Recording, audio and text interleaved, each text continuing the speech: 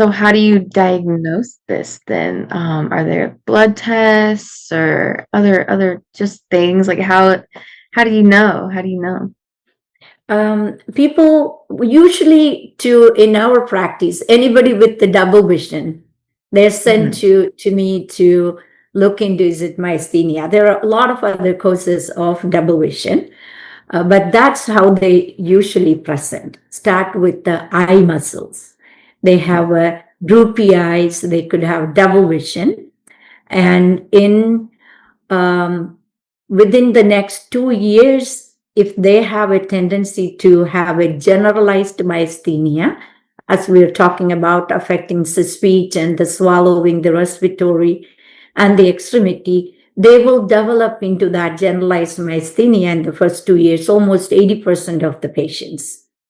Mhm. So the diagnosis, when somebody comes with either fatigable weakness or eye muscle weakness, we do a blood test, the antibodies, acetylcholine receptor antibodies, MuSK antibodies, LRP4 antibodies. Then there's another group of neuromuscular junction disorder which affect the antibodies on the nerve end rather than the muscle end.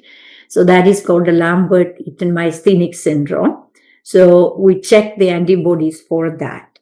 We also do blood tests to exclude other conditions like thyroid, other muscle diseases causing the weakness, and also do a CT of the chest because there's a gland called thymus gland that regulate the immune system, especially T cell mediated immune system. In patients with the myasthenia, you may see this gland may be enlarged, called a thymic hyperplasia, and a few percentage of people may have thymoma. So removing the thymus gland actually prevent a rapid progression of the myasthenia gravis. Mhm. So whether a patient has a thymic hyperplasia or thymoma, I do recommend if they do have myasthenia, we remove the thymic gland.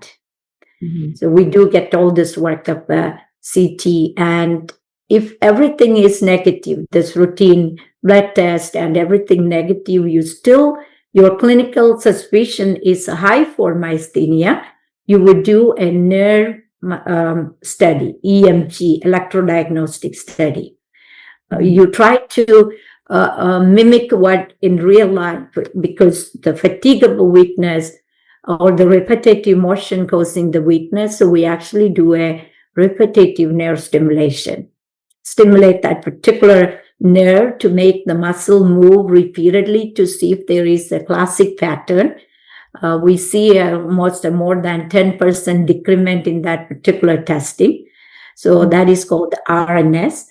That is not exclusively diagnostic of myasthenia, but in the correct clinical context, you could say that it's positive when you treat them for myasthenia. There is a group of patients, we did the RNS, it's inconclusive, or patient not able to tolerate the testing. We could do a single fiber EMG. You isolate one muscle fiber to see, is it working in synchronous with the rest of the muscles?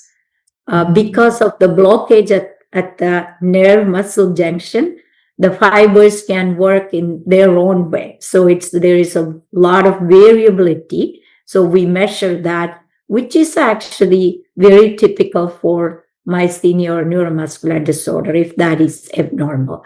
I do all that in my office, Okay.